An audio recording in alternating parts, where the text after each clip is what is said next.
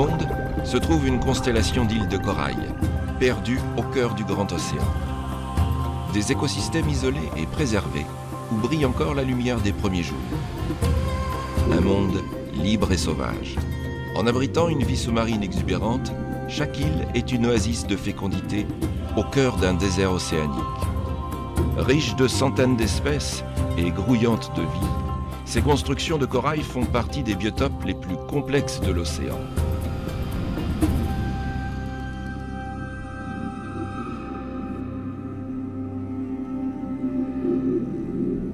Nous sommes à 6000 km des côtes continentales les plus proches, en Polynésie française, qui compte 5 archipels, dont celui des Tuamotu.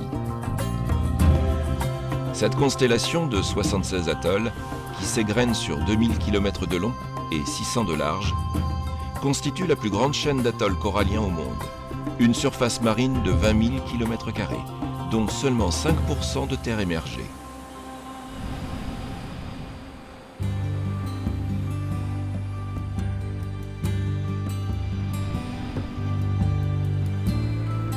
Rangiroa, qui signifie ciel immense en polynésien, est un anneau de corail posé sur le bleu de l'océan, qui n'émerge que de quelques mètres, juste assez pour qu'une seule essence, ou presque, l'ait colonisé. Le cocotier. Et pour que les oiseaux marins trouvent sur ces bancs de sable leur nourriture et leur lieu de nidification.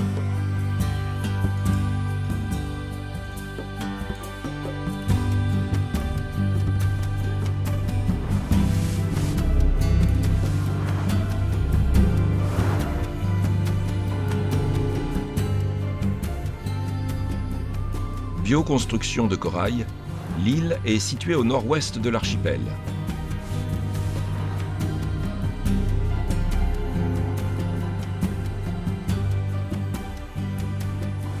Son lagon profond est protégé dans une immense couronne de corail et le deuxième plus vaste de la planète.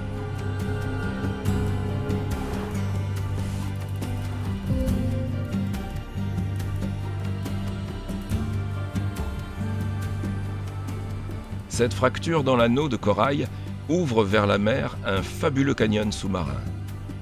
C'est la passe de Tiputa. Moteur de l'écosystème lagunaire, son courant change de direction au gré des vents et des marées. Le flux est transféré d'un côté à l'autre de la barrière corallienne à plus de 10 km/h, renouvelant sans cesse les eaux du lagon. Avatoru, le chenal secondaire de l'île, bien que moins actif, participe lui aussi au brassage des eaux du gigantesque lagon.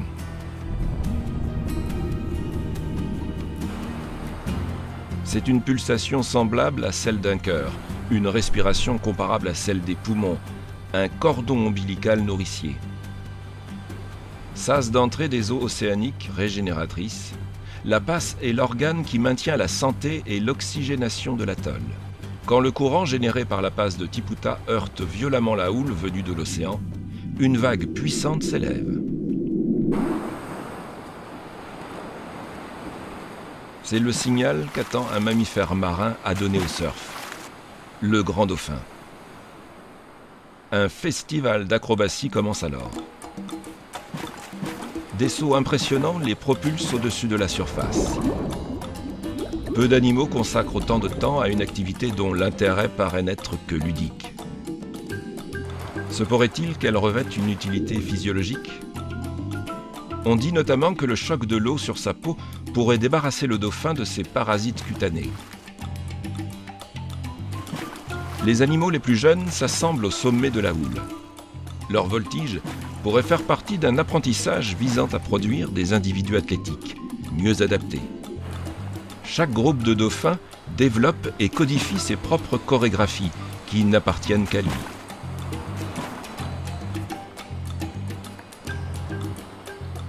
Chez cet animal hypersocial, ces jeux aquatiques correspondraient à des rites collectifs propres à chaque communauté. Sauter, c'est ainsi produire des signaux visuels et sonores qui affirment l'appartenance à une même famille.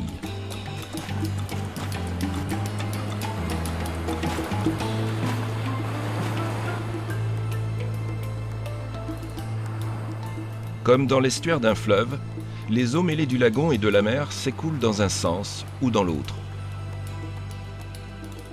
Le flux fait entrer par la passe une eau claire, saine et oxygénée, tandis que le reflux évacue les déchets biologiques du lagon et en réduit la turbidité et la salinité, favorisant ainsi la prolifération des micro-organismes qui forment le plancton, premier maillon de la chaîne alimentaire. Les courants dispersent et répartissent les nutriments qui font prospérer proies et prédateurs, des plus petits aux plus grands. D'un côté, un milieu océanique ouvert et variable. De l'autre, un milieu lagunaire confiné et stable. Entre les deux, un monde fascinant de créatures avec leur cycle biologique et reproducteur. Mais que le milieu soit favorable ne veut pas dire que l'on y survit sans effort. Sur le récif, comme partout, il faut avant tout trouver de la nourriture, ce qui consume l'essentiel du temps de vie. Alors, il faut livrer bataille, manger sans être mangé, en commençant par le plancton indispensable aux coraux et à leurs hôtes. Parmi eux, le spirobranche, un ver logé dans un tube de calcaire encastré dans le corail, capable de disparaître instantanément au moindre mouvement suspect. Son panache très coloré de branchies en spirale lui sert à respirer et aussi à filtrer l'eau avec efficacité pour piéger le plancton. Mais voici qu'apparaît un pique-assiette. Taillé comme un serpent de quelques centimètres, il ondule, se faufile, s'immisce. Le syngnathe, ou poisson-pipe, est un consommateur de plancton cousin de l'hippocampe. En cas de besoin, ses deux grands yeux lui révèlent la moindre particule comestible en suspension. Mais pourquoi se fatiguer à faire le marché si d'autres y parviennent si bien? Cet opportuniste se spécialise dans le hold-up alimentaire. Son long museau prélève le plancton accumulé dans la spirale du ver sans que celui-ci s'en aperçoive. Son secret? Agir en douceur et ne jamais abuser de sa victime, car d'autres spirobranches l'attendent. Il se contente donc de prélever quelques miettes avant de passer au fournisseur suivant.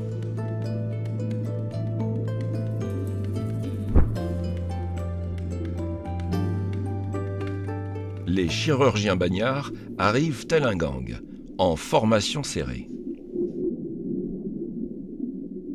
Rarement solitaires, ils broutent en troupeau les algues qui poussent sur le fond. D'une pâture à l'autre, ils les dévorent aussi vite que possible. En effet, elles sont pauvres en calories. Il faut donc s'en remplir la panse. Agir en bande dissuade les prédateurs, car un banc de poissons leur apparaît mouvant et insaisissable. De plus, le grand nombre permet d'envahir le territoire de poissons solitaires. Même si ces derniers feront de leur mieux pour se défendre, la plupart céderont devant la foule des assaillants.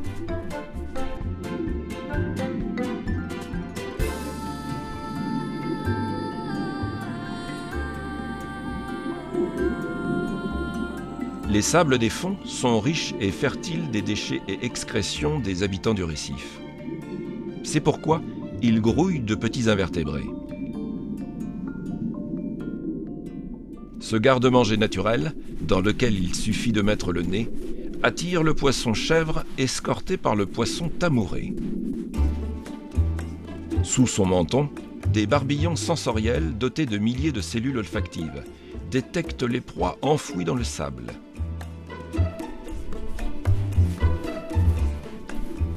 Rien n'échappe à son radar. Petits crabes, crevettes et autres invertébrés sont aspirés en même temps qu'un peu de sable. Le tri s'effectue entre deux respirations. Les particules alimentaires sont avalées tandis que le sable est expulsé par la bouche et les ouïes.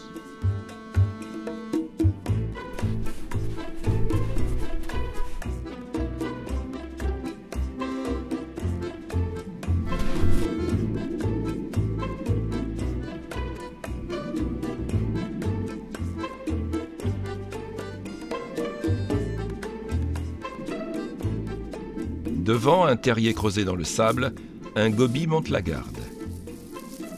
Lourde responsabilité, car il partage ce logis avec d'autres et doit le protéger.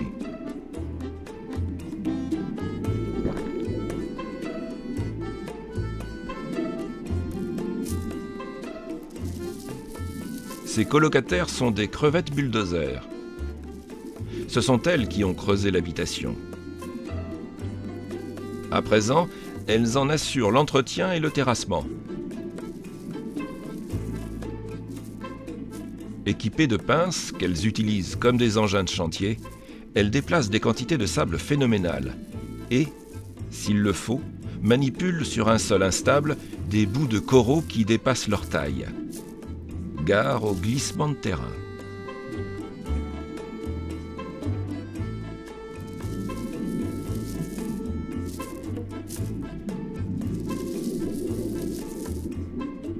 La demeure est conçue pour les abriter tous en cas de danger.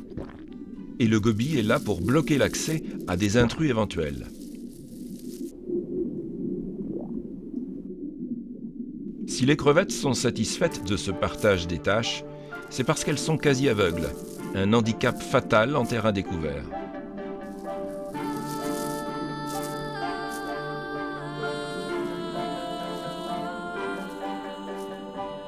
Le goby, quant à lui, est bien incapable de creuser un terrier, mais dispose de 2 grands yeux globuleux, placés haut sur la tête. Des véritables caméras de surveillance. Entre les deux espèces, c'est un troc. Sécurité contre logis. Les biologistes appellent cela une relation mutualiste. Le contrat produit ses effets lorsque les crevettes sortent, sous la surveillance d'un garde du corps zélé qui surveille les alentours. Il faut qu'entre eux, la communication soit parfaite. C'est pourquoi les crevettes gardent en permanence au moins l'une de leurs 2 grandes antennes en contact avec le goby. Si le poisson perçoit un danger, une vibration de son corps envoie instantanément un signal d'alarme aux intéressés, qui se mettent à l'abri. Cette protection est d'autant plus nécessaire que les crustacés sortent sans cesse du terrier pour réparer les affaissements du sable et pour s'alimenter d'algues qui poussent sur les débris des coraux autour du terrier. Elles s'en font un festin et emportent quelques nourritures au fond du trou, où elles les stockent pour les déguster en toute quiétude.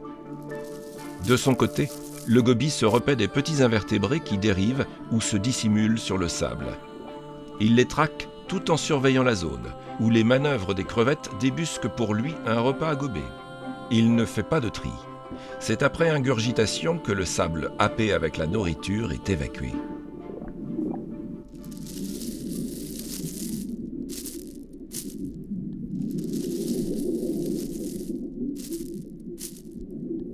La récolte a été bonne.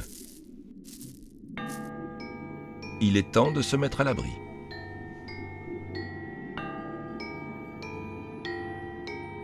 Le danger n'est jamais très loin.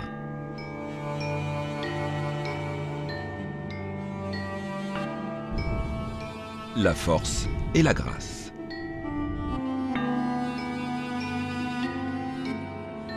Près d'un requin au repos, 2 flamboyants poissons fléchettes, petits elfes de la mer, semblent danser au-dessus du fond. Leurs mouvements synchrones leur permettent de gober le plancton tout en surveillant la zone à 360 degrés. Ils doivent se hâter, car les sautes d'humeur d'un requin sont toujours à redouter. Il est plus prudent de se soustraire à sa vue.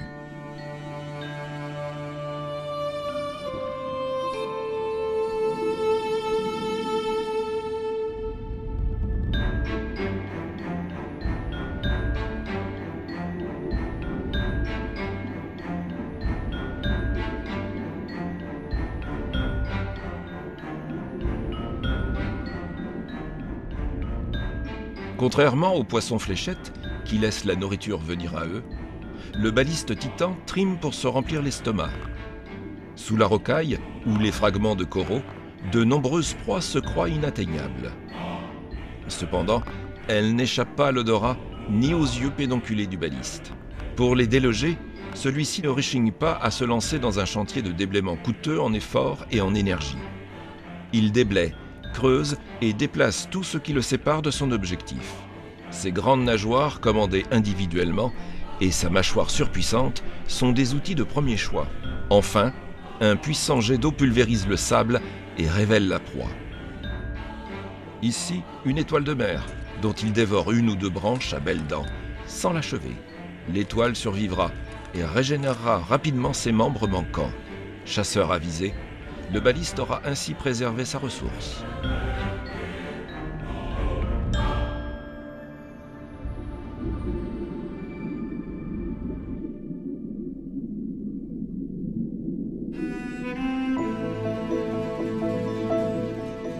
La tortue imbriquée, l'une des 3 espèces de tortues présentes au Tuamotu, ne choisit pas, elle non plus, la facilité.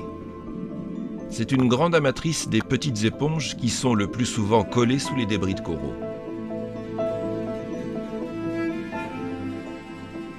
Les éponges qu'elle apprécie mesurent rarement plus d'1 centimètre.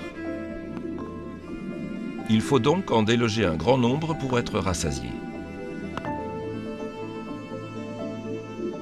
Elle se sert de son bec corné, véritable tenaille, pour creuser des cratères au fond desquels elle trouve sa nourriture.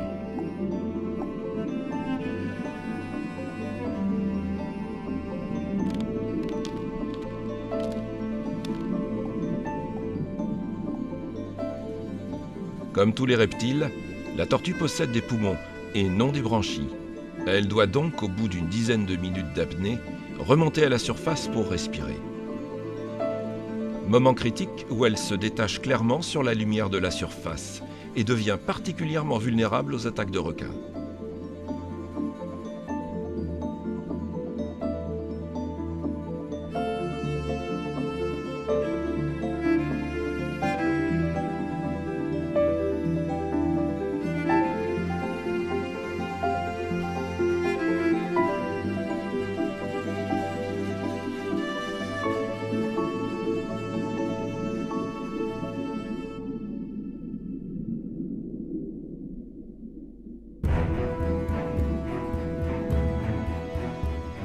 Le pointe-noir est le plus typique des requins des lagons. Il se plaît dans les eaux peu profondes, peuplées de poissons brouteurs et de menus fretins facilement accessibles.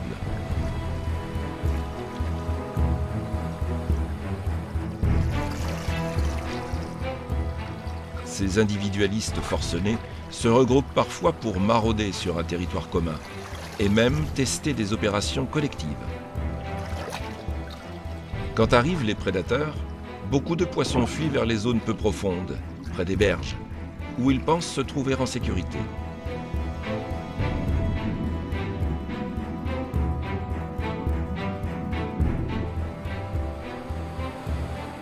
Funeste erreur, puisqu'en dépit de leur taille, les requins à pointe noire n'hésitent pas à s'aventurer dans quelques centimètres d'eau.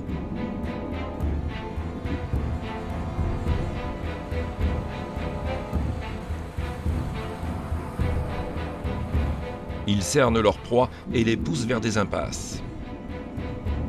Dans le plus grand calme, ils contrôlent l'espace par leurs manœuvres de contournement et d'encerclement. Ainsi encadrés, les poissons se dirigent vers les hauts fonds où se referme le piège. En plus des chasseurs qui les ont traqués, les proies se trouvent livrées à la convoitise d'autres prédateurs, comme cette murène ou ce Napoléon, toujours volontaire pour un repas facile.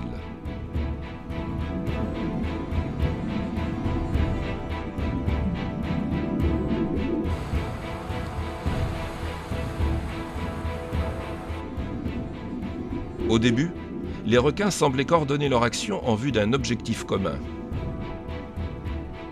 La réussite de la chasse semblait assurée. Mais soudain, leur nature individualiste reprend le dessus. C'est chacun pour soi. L'anarchie s'installe. Surexcités, les squales se précipitent, s'agitent, mordent sans discernement. En fin de compte, c'est un fiasco complet et ils n'auront rien à se mettre sous la dent. Même le Napoléon, qui vient d'avaler une proie, doit manœuvrer pour éviter d'en devenir une.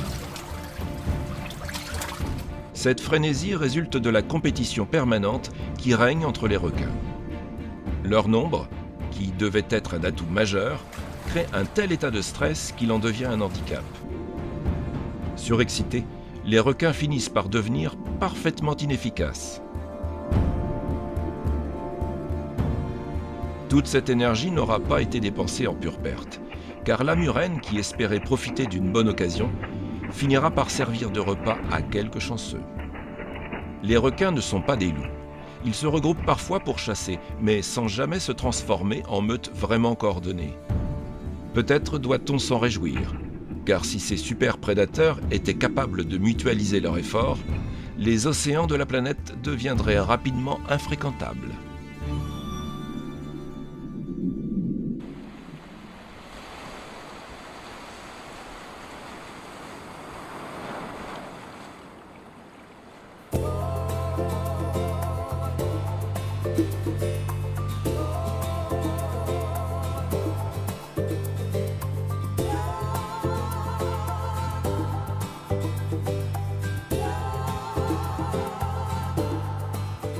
Le lagon de Rangiroa est une véritable mer intérieure. Profond de quelques dizaines de mètres, il est parsemé de nombreux blocs de coraux qui forment ce qu'on appelle des patates. De nombreuses espèces se donnent rendez-vous dans ces eaux claires, calmes et animées d'un courant léger et constant.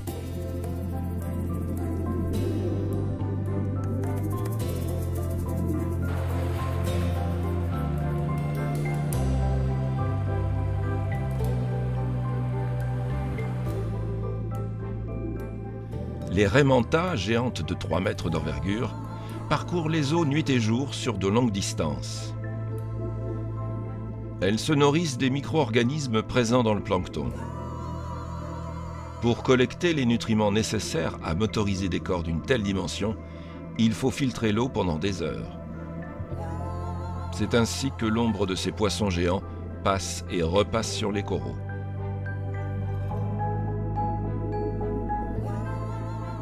Un massif de corail très précisément localisé a leur préférence. C'est là, en effet, qu'elles profitent des services d'un poisson ami qui assure la bonne santé des habitants du récif. Le labre nettoyeur ne mesure que quelques centimètres. Il vit seul, en couple ou en harem. S'il se fait remarquer par sa nage saccadée, c'est parce qu'il doit être reconnu. Le labre est l'agent de propreté des hôtes du lagon, un vrai professionnel qui vit pour et par son activité. Seul ou en équipe, il aide ses clients à se débarrasser de leurs parasites cutanés. Il nettoie les plaies et pratique le nettoyage buccal. Esthéticien, chirurgien et dentiste, il est le médecin que tout le monde s'arrache.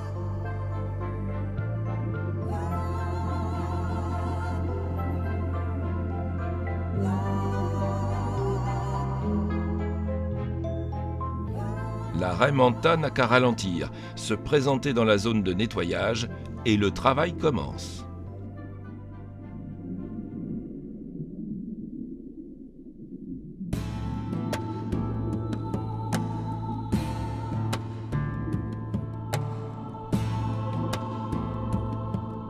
En échange des soins prodigués, les labres bénéficient en toute sécurité d'un repas livré à domicile.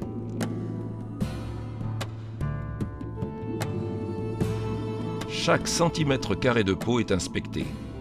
Bouche, orifices divers et même l'intérieur des ouïes, rien n'est oublié. Parasites, écailles abîmées, tissus morts, tout est avalé.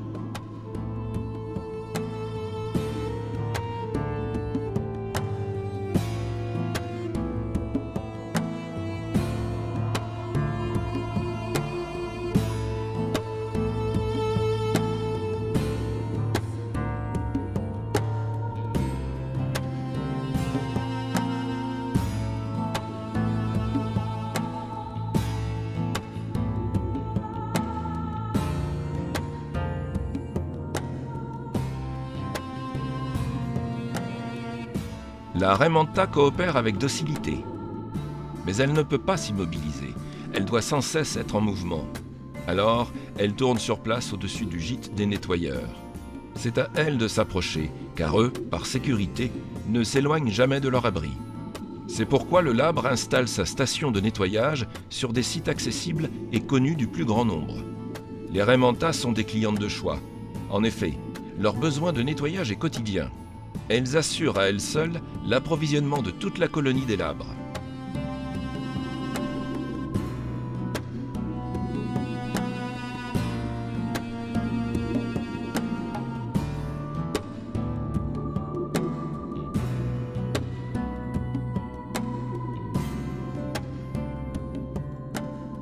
Pour pratiquer près de 2000 interventions par jour, le labre nettoyeur doit comprendre les signaux que leur adressent des animaux très variés. Une petite station de nettoyage installée près d'une colonie d'anémones reçoit ici la visite d'un nason, appelé aussi poisson-licorne. Celui-ci se présente lentement, corps incliné vers le bas, puis sa couleur s'estompe et il devient presque blanc. Autant de comportements et signaux visuels à l'intention du labre. Le changement de couleur, par exemple, exprime l'état émotionnel du nason. Celui-ci est calme et serein. Il écarte ses nageoires et ouvre la bouche. Le labre peut se mettre au travail. En se livrant ainsi, les poissons baissent leur garde pendant le nettoyage, ce qui est preuve d'une confiance surprenante.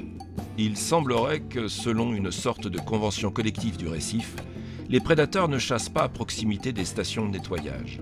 Une sécurité pour tous, car eux aussi sont des clients réguliers. Parfois, le labre prend des risques. Quand, par exemple, il s'introduit dans le gouffre d'une bouche de murène bordée d'une dentition redoutable.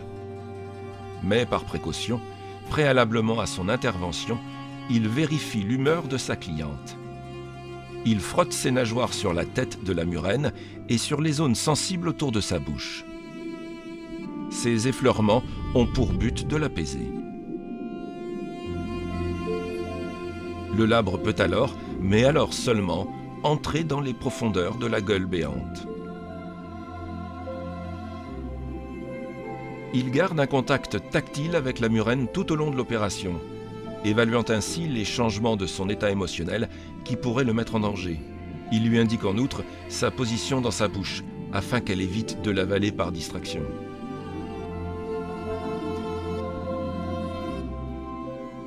Les services rendus par le labre ne sont pas anecdotiques. Ils sont au cœur de l'écosystème du récif. En effet, sans des soins réguliers, la majeure partie de la population des poissons serait rapidement décimée par les infections et les maladies.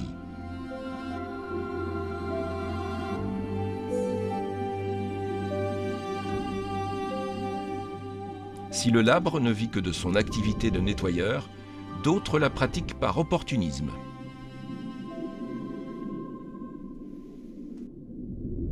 Un autre poisson a trouvé le moyen de créer un compagnonnage mutuellement satisfaisant avec le requin.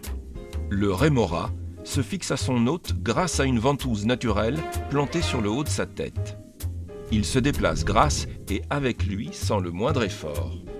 Pour payer son transport et grignoter quelque chose, il lui arrive parfois de nettoyer les branchies du requin. Une fonction qui n'est pas sans risque. Le rémora profite d'une particularité physique du requin.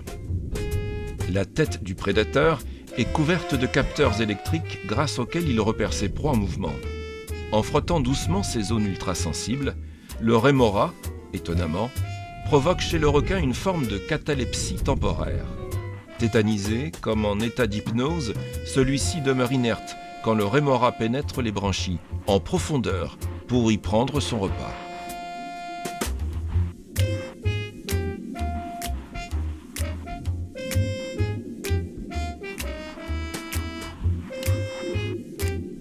Un système de restauration qui doit être rapide, car le requin peut retrouver ses facultés à tout instant.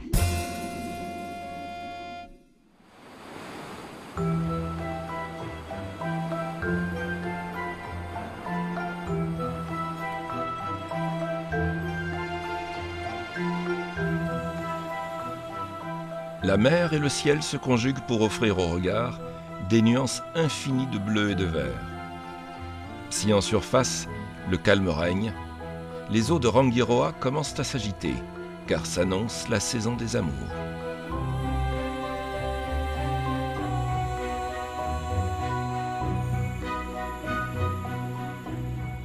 Alors qu'elles survolent encore la station de nettoyage, les raies mantas se côtoient, se frôlent, s'effleurent.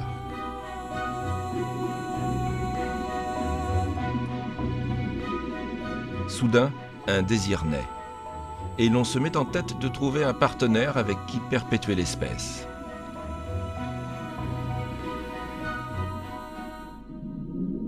Un jeune mâle entraîne dans sa parade amoureuse une grande femelle. Elle ne lui épargne rien. pas même un jet d'excréments. Se pourrait-il que ce comportement renseigne le soupirant sur son état hormonal ?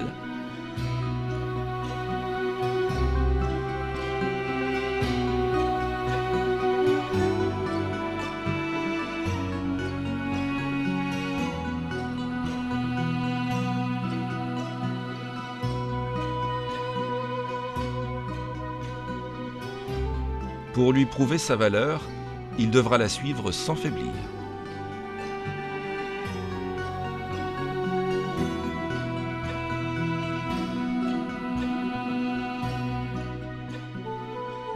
Elle finit par se laisser rejoindre. Le séducteur tente de l'immobiliser en lui mordant la nageoire, mais sa petite taille le pénalise. Elle ne facilite en rien l'accouplement et se montre rétive. Le mâle persévère.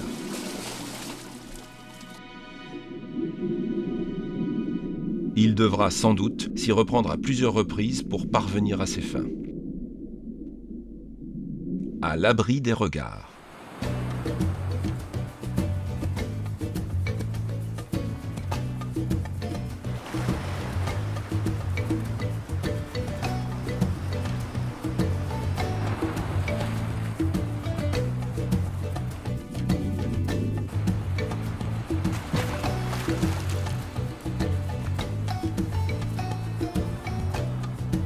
Sous les eaux de la Passe, qui fécondent celles du lagon, un miracle se prépare. L'instinct mène au désir, préalable indispensable à la reproduction. Ainsi la vie naît-elle d'un cycle éternel et universel.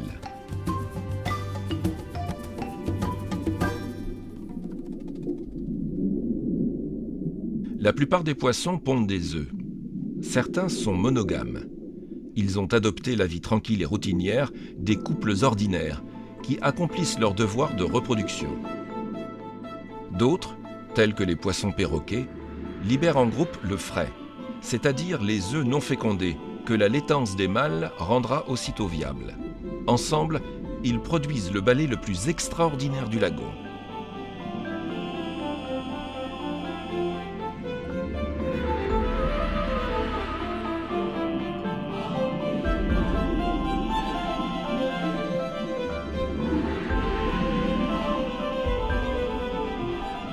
De ces explosions laiteuses naîtra la vie, un spectacle merveilleux de la nature, fait de couleurs et de mouvements, et que l'on ne se lasse pas de contempler.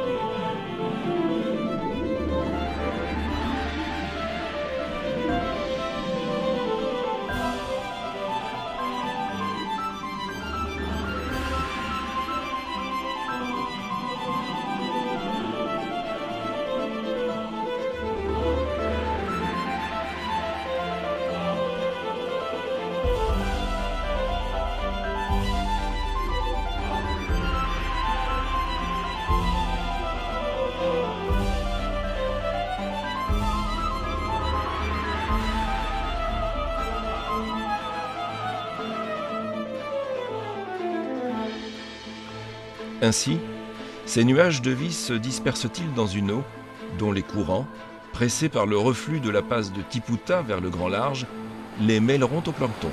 Certains des individus à naître reviendront assurément un jour vers le lagon où ils ont été conçus.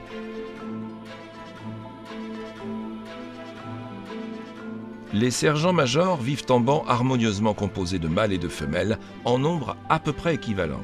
En effet, ils sont capables de changer de sexe tout au long de leur vie s'il faut rétablir un équilibre. Mâles et femelles s'assemblent en couple le temps de l'incubation d'une ponte. Les femelles se préparent à déposer leurs œufs dans une cuvette de corail.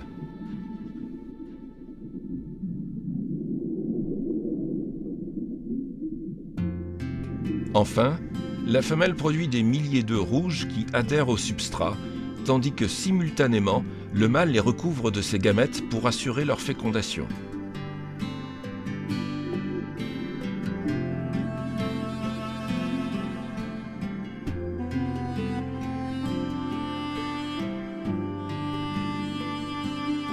Comme tous les couples procèdent de la même manière, des millions de minuscules tapissent bientôt le corail qui se drape d'une couleur mauve.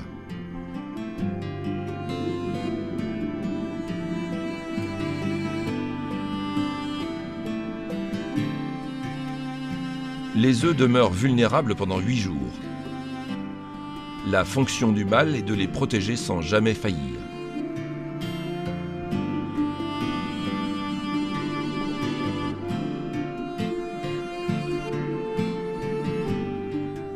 Dans leur capsule protectrice, les embryons évoluent rapidement.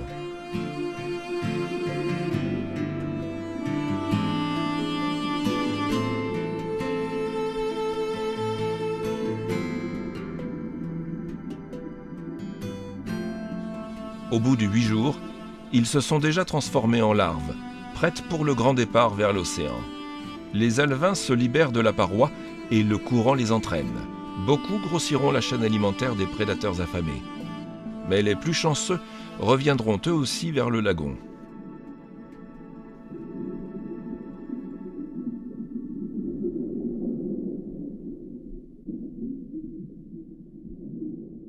Le baliste aussi est dévoué à sa progéniture.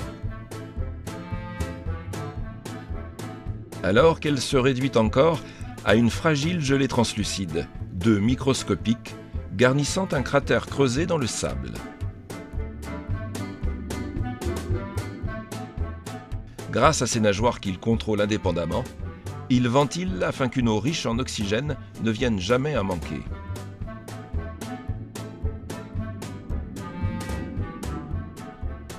Une mission qui ne l'empêche pas de montrer les dents en cas d'agression.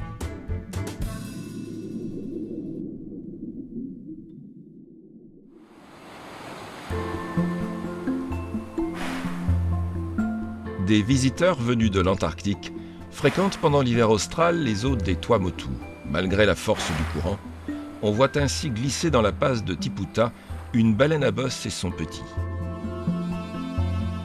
Dans le lagon, ils seront à l'abri des prédateurs ou de la houle du large qui pourrait mettre en danger le baleineau. Cependant, impossible de trouver dans ces eaux polynésiennes assez de nourriture pour subsister. Alors, les baleines jeûnent durant leurs 4 à 6 mois de présence. La seule raison de leur venue est la reproduction.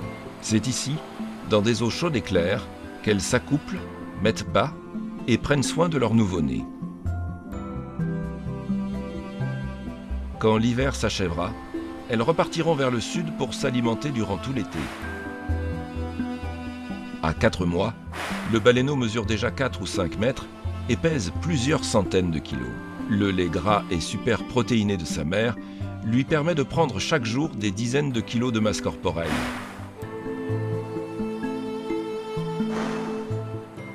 Mais la mère, après avoir donné naissance et alimenté son petit durant ses premiers mois, doit avant tout se reposer.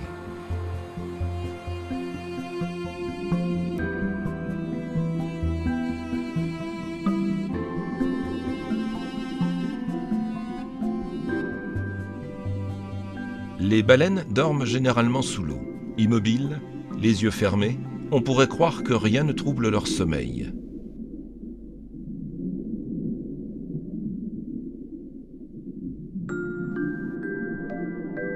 Si le besoin de respirer ne les réveillait pas de temps à autre. Le baleineau ne peut rester en apnée aussi longtemps que sa mère. S'il ne remonte pas respirer, il se noiera. C'est pourquoi il s'émancipe et se ferait un chemin vers la surface. Une bonne occasion de se détendre les nageoires.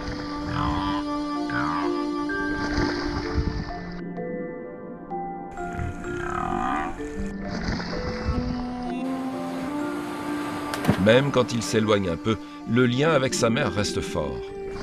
Il garde le contact grâce à des signaux sonores.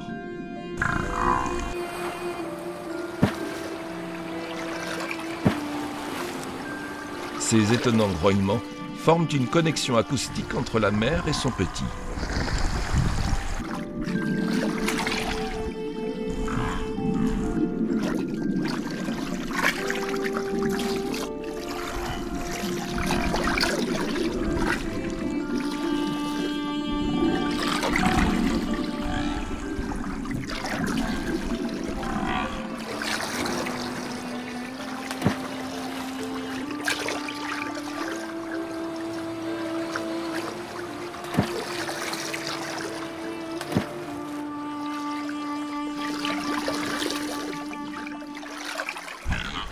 Bientôt, ces vacances au lagon s'achèveront. La mère et son jeune reprendront leur longue route vers le sud. Ce sera, pour le baleineau, la première confrontation avec l'immensité des mers qui bordent l'Antarctique. Inconnue de lui, dangereuse, mais où la nourriture abonde.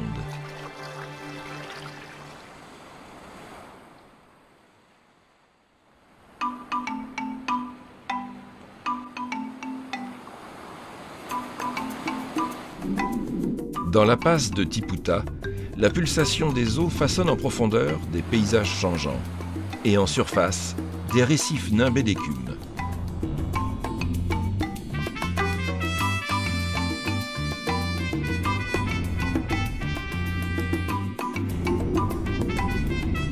À tout royaume, il faut un souverain. Au Tuamotu, il s'appelle le Grand Dauphin.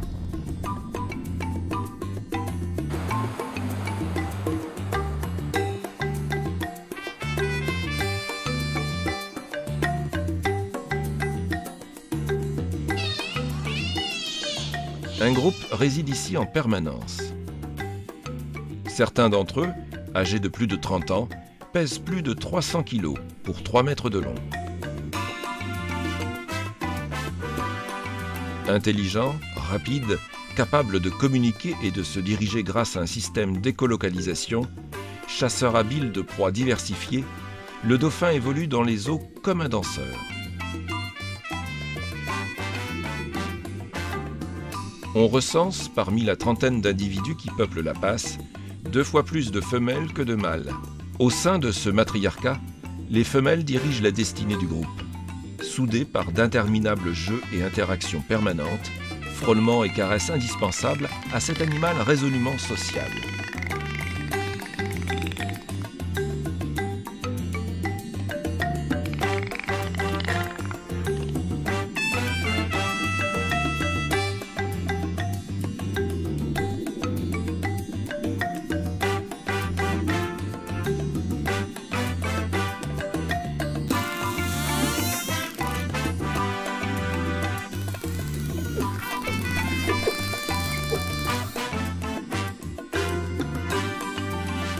Tout est bon pour communiquer, même ces expulsions d'excréments volontaires et calculées.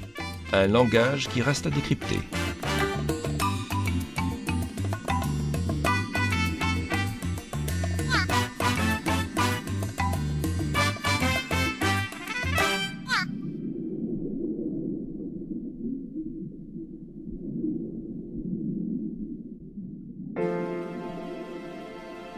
Vient le moment où le temps se fige. Tout ne devient qu'étreinte, accolade et douceur.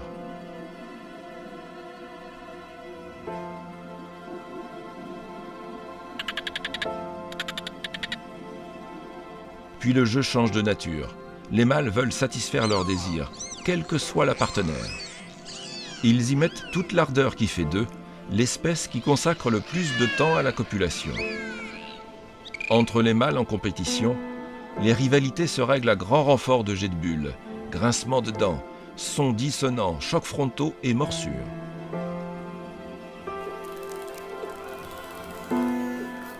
Ces algarades réelles, ou parfois simulées, sont faites pour désamorcer les conflits.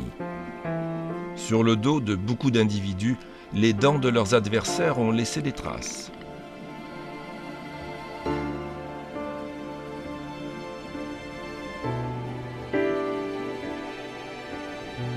Au sein d'un groupe où les comportements de reproduction sont si fréquents, on compte toujours au moins une femelle pleine.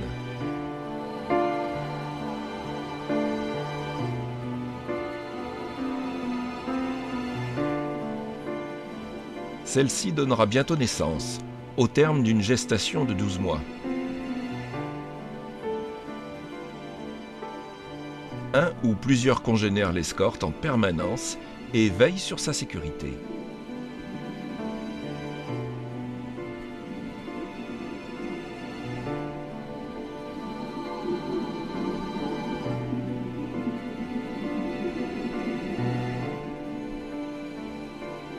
La future mère restera particulièrement entourée jusqu'à la naissance.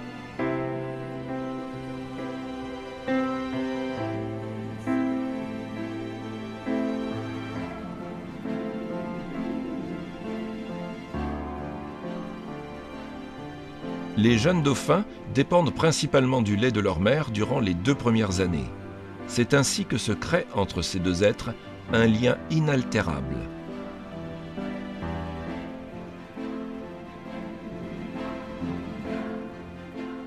Et quand l'adolescent doit trouver sa place dans le groupe, des adultes prennent en charge sa sécurité et son éducation sociale. Il passe d'un professeur à un autre et découvre les comportements à adopter quand on nage avec ses frères, quand on joue, quand on côtoie des bancs de poissons ou lorsque l'on chasse.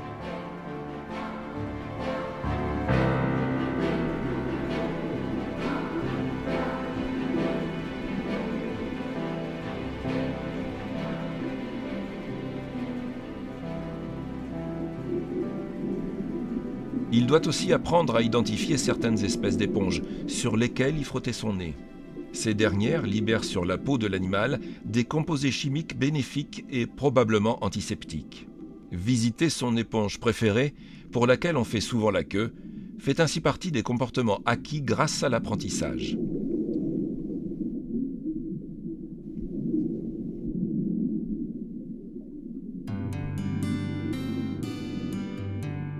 La magie de la passe favorise des comportements inattendus. Un grand dauphin femelle s'est pris d'affection pour un jeune dauphin d'électre, qui préfère normalement les eaux profondes.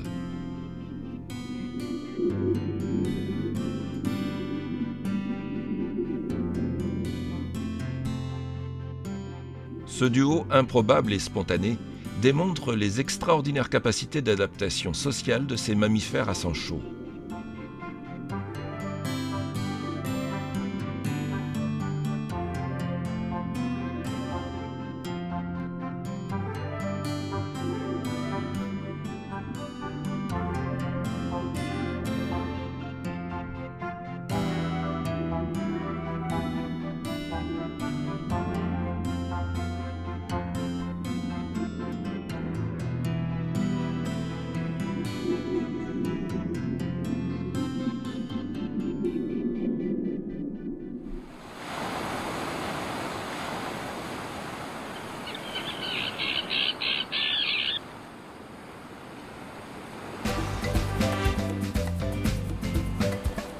Pour des milliers d'espèces, Rangiroa est un asile où l'on peut, en sécurité, naître, grandir et perpétuer la vie.